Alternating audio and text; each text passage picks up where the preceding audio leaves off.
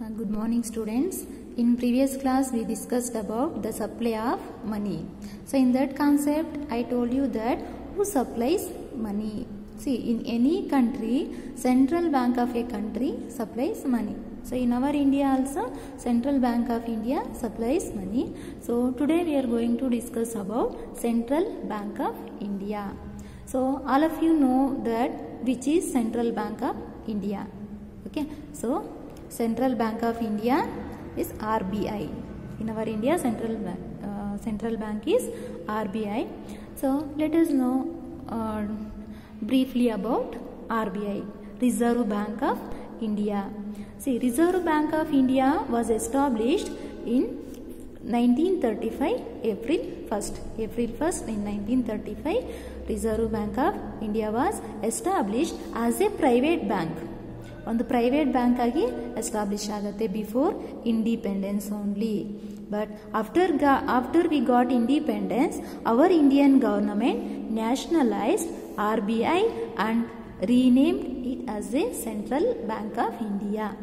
So before independence RBI established as a private bank, but after we got independence our government nationalized RBI. Nationalized means converting a private bank into government bank. Government bank ಆಗಿ nationalized ಮಾಡಿ ಅದಕ್ಕೆ ಒಂದು rename ಕೊಡುತ್ತೆ. Central government declared RBI is a central bank of India. RBI central bank of India ಅಂತ ಅದಕ್ಕೆ rename ಮಾಡುತ್ತೆ.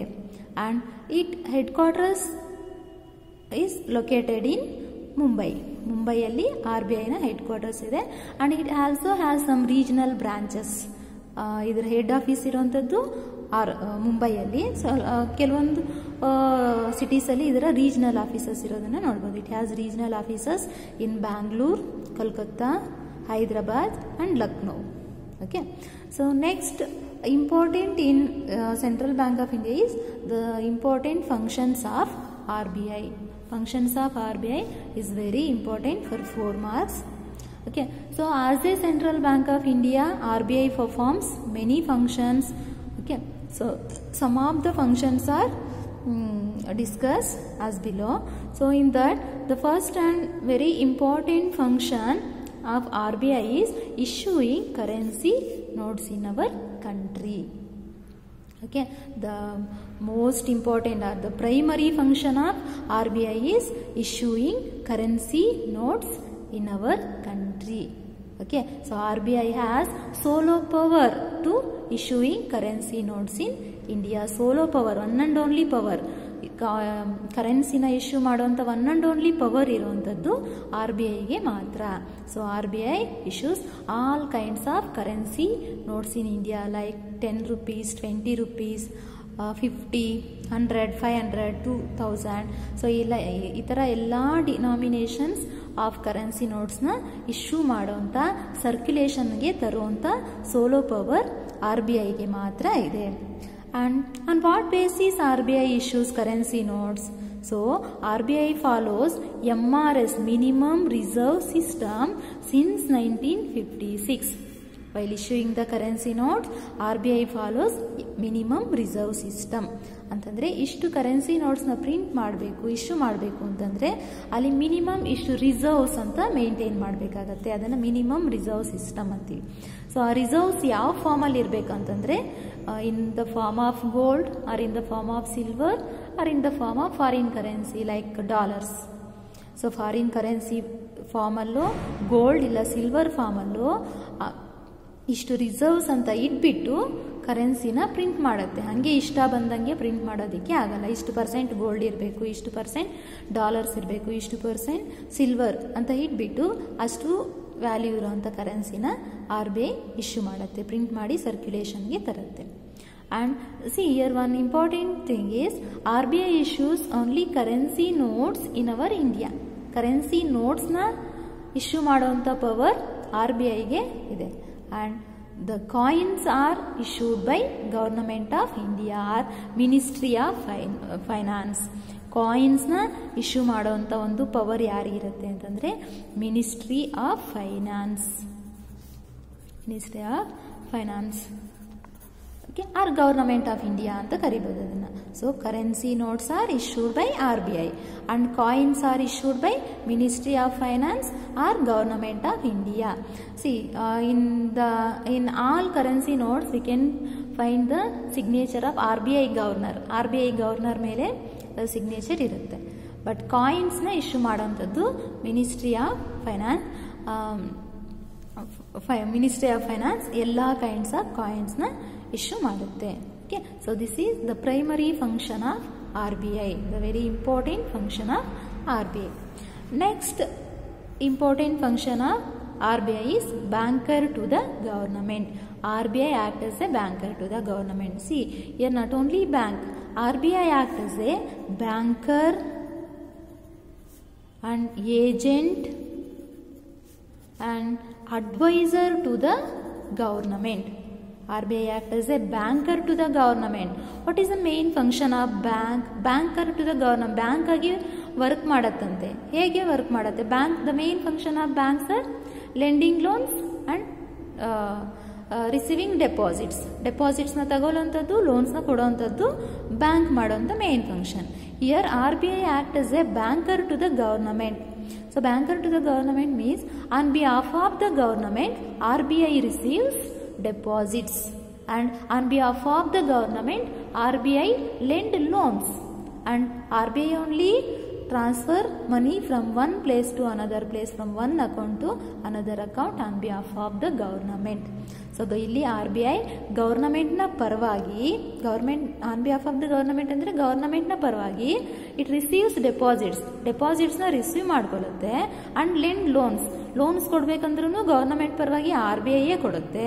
And it transfer money from one place to another place, from one account to another account on behalf of the government. Government ಪರವಾಗಿ ಎಲ್ಲ ಮಾಡೋದ್ರಿಂದ ಇದನ್ನ government banker to the government ಅಂತ ಕರಿತೀವಿ. And it also act as a agent to the government. It also act as a agent to the government in the matters of international financial issues. International financial ಇಶ್ಯೂಸ್ಗೆ related ಆಗಿ suppose IMF, IBRD ಇದ್ರ ಜೊತೆ ಏನಾದರೂ ಮಾತುಕತೆ ನಡೆಸಬೇಕು ಅಂತಂದರೆ, so RBI involves as a agent to the government. So ಗವರ್ನಮೆಂಟ್ನ agent ಆಗಿ RBI ಅಲ್ಲಿ ಪಾರ್ಟಿಸಿಪೇಟ್ ಮಾಡಿ ಏನು ಡಿಸಿಷನ್ಸ್ ತಗೋಬೇಕು ಅನ್ನೋದನ್ನು ಇದೆ ಡಿಸೈಡ್ ಮಾಡುತ್ತೆ. RBI ಡಿಸೈಡ್ ಮಾಡುತ್ತೆ. ಅದಕ್ಕೆ ಇದು ಏಜೆಂಟ್ ಥರನೂ ವರ್ಕ್ ಮಾಡುತ್ತೆ. ಗವರ್ನಮೆಂಟ್ಗೆ ಏಜೆಂಟ್ ಆಗಿ ವರ್ಕ್ ಮಾಡುತ್ತೆ ಇಂಟರ್ನ್ಯಾಷನಲ್ ಫೈನಾನ್ಷಿಯಲ್ ಮ್ಯಾಟರ್ಸಲ್ಲಿ. Okay, and it also acts as a advisor to the government in the situation of financial crisis. Financial or economic crisis ಆದರೆ, ಎಕನಾಮಿಕ್ ಆಗಿ ಫೈನಾನ್ಷಿಯಲಿ ಏನಾದರೂ ಕ್ರೈಸಿಸ್ ಇದ್ರೆ, ಪ್ರಾಬ್ಲಮ್ಸ್ ಇದ್ರೆ ಅವಾಗ ಗವರ್ನಮೆಂಟ್ಗೆ ಅಡ್ವೈಸ್ ಕೂಡ ಕೊಡುತ್ತೆ. So only we called RBI as a banker to the government, agent to the government and advisor to the government. So as a banker it receives deposits, lends loans. And as a agent, it involves in international financial matters. So as an advisor, it gives good suggestions to the government when in the situations of financial crisis. So this is second function. And third one is bankers bank. Okay, RBI also acts as a bankers bank. So RBI na ನಾವು bankers bank ಅಂತ ಕರಿತೀವಿ. ಬ್ಯಾಂಕ್ಗಳಿಗೆ bank ಇದು. Okay, so why we called RBI as a bankers bank? See, in our India, all commercial banks and financial institutions are controlled by RBI. Ella financial institutions and commercial banks are controlled by RBI. RBI has that power. ಅದಕ್ಕೆ ಅದೊಂದು power ಇದೆ, ಎಲ್ಲ ಬ್ಯಾಂಕ್ಸ್ನ control ಮಾಡೋಂಥ ಒಂದು power. So ಅದಕ್ಕೆ ಇದನ್ನು bankers bank ಅಂತ ಕರಿತೀವಿ. ನಾಟ್ ಓನ್ಲಿ ಕಂಟ್ರೋಲ್ ಮಾಡೋದಷ್ಟೇ ಅಲ್ಲ, so all commercial banks have to maintain some reserves in RBI. So ಅದು ಟೋಟಲ್ ಡೆಪಾಸಿಟ್ಸಲ್ಲಿ ಇಷ್ಟು ಡೆಪಾಸಿಟ್ಸ್ ಅಂತ ರಿಸರ್ವ್ಸ್ನ RBI ಹತ್ರ ಮೇಂಟೈನ್ ಮಾಡಬೇಕು. And RBI also provide credit to commercial banks. ಅದಕ್ಕೆ ಬೇಕು ಅಂತಂದಾಗ, ಪ್ರಾಬ್ಲಮ್ಸ್ ಅಲ್ಲಿ ಇದ್ದಾಗ RBI ಕಮರ್ಷಿಯಲ್ ಬ್ಯಾಂಕ್ಸ್ಗೆ, ಫೈನಾನ್ಷಿಯಲ್ ಇನ್ಸ್ಟಿಟ್ಯೂಷನ್ಸ್ಗೆ ಕ್ರೆಡಿಟ್ನ ಕೂಡ ಕೊಡುತ್ತೆ. ಓಕೆ, ಸೊ ಅದಕ್ಕೆ ಇದನ್ನು ಬ್ಯಾಂಕರ್ಸ್ ಬ್ಯಾಂಕ್ ಅಂತ ಕರಿತೀವಿ. So next fourth one, Lender of last resort. Lender of last resort. This is very important function of RBI, and it is also important for 2 marks. What role of RBI is known as lender of last resort anta karitare. So lender of last resort andre ಏನು ಇಲ್ಲ. So at the time of financial crisis, financial problems, so when the commercial banks in financial problems, so they are unable to get financial help from other sources, so finally RBI only provides financial help, financial assistance to the commercial banks.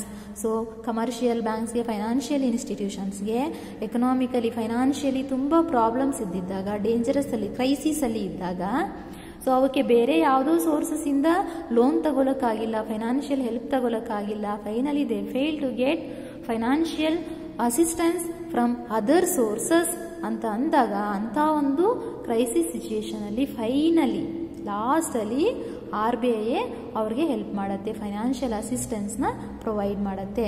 So ಈ ಥರ ಯಾರೂ ಆಗದೆ ಇದ್ದಾಗ RBI help ಮಾಡುತ್ತಲ್ಲ, so ಅದನ್ನು lender of last resort ಅಂತ ಕರೀತೀವಿ. Okay, this role of RBI is known as lender of last resort. ಯಾವ roll? So at that when the financial banks in the crisis, when the commercial banks in crisis, so they are unable to get financial assistance from other sources, finally RBI only provides financial assistance. So this role of RBI is known as lender of last resort. ಇದನ್ನು lender of last resort ಅಂತ ಕರೀತೀವಿ. So next another important function of RBI is controller of credit. Credit controller. RBI also act as a credit controller. So why RBI has to control credit and who create credit? See, commercial banks create credit. ಎಕಾನಮಿನಲ್ಲಿ ಕ್ರೆಡಿಟ್ನ create ಮಾಡುವಂಥದ್ದು commercial banks. So creation of credit is more, it leads to inflation. Creation of credit is less, it leads to deflation. So more credit ಕ್ರಿಯೇಷನ್ನು ಅಷ್ಟು ಒಳ್ಳೆಯದಲ್ಲ, less credit ಕ್ರಿಯೇಷನ್ನು ಅಷ್ಟು ಒಳ್ಳೆಯದಲ್ಲ. So only RBI has to control the credit. Credit creation ಯಾವತ್ತೂ ಕಂಟ್ರೋಲಲ್ಲಿ ಇರಬೇಕು, ಜಾಸ್ತಿನೂ ಆಗಬಾರ್ದು, ಕಡಿಮೆನೂ ಆಗಬಾರ್ದು. ಸೊ ಜಾಸ್ತಿ ಕಡಿಮೆ ಆದರೆ ಎಕನಾಮಿಕಲಿ ಇಂಬ್ಯಾಲೆನ್ಸಸ್ ಆಗಿಬಿಡುತ್ತೆ, ಎಕನಾಮಿಕ್ ಡೆವಲಪ್ಮೆಂಟ್ ಸ್ಟೆಬಿಲಿಟಿನಲ್ಲಿ ಇರೋದಿಲ್ಲ. That's why RBI tries to control the credit. Okay, and to control the credit, RBI uses various tools, various instruments, various tools na use ಮಾಡಿ ಕ್ರೆಡಿಟ್ ಕಂಟ್ರೋಲ್ ಮಾಡುತ್ತೆ. So the tools R SLR and CRR, bank rate, open market operation. So by using SLR, CRR, bank rate, open market operation, RBI controls the credit. So SLR, statutory liquidity ratio, CRR, cash reserve ratio, bank rate. So when RBI gives loan credit to commercial banks, it charges some amount of interest rate. So that interest rate is known as bank rate. Then open market operation. Open market operation means buying and selling the share papers, bonds, bills in share market, money market. So ಅದನ್ನು ನಾವು open market operation ಅಂತ ಕರಿತೀವಿ. So all these SLR, CRR, bank rate, open market operation, credit control tools ಅಂತ ಅದೇ ಒಂದು concept ಬರುತ್ತೆ. So ನಾನು ಅಲ್ಲಿ ಅದರ ಮೀನಿಂಗ್ ಏನು, why RBI changes SLR, CRR, bank rate ಇವನ್ನ ಯಾವಾಗ ಇನ್ಕ್ರೀಸ್ ಮಾಡುತ್ತೆ, ಯಾವಾಗ ಡಿಕ್ರೀಸ್ ಮಾಡುತ್ತೆ, ಅದನ್ನೆಲ್ಲ ನಾನು ಆ ಕಾನ್ಸೆಪ್ಟ್ ಬಂದಾಗ ಹೇಳ್ತೀನಿ. Okay, so these are the some important functions of RBI. Okay.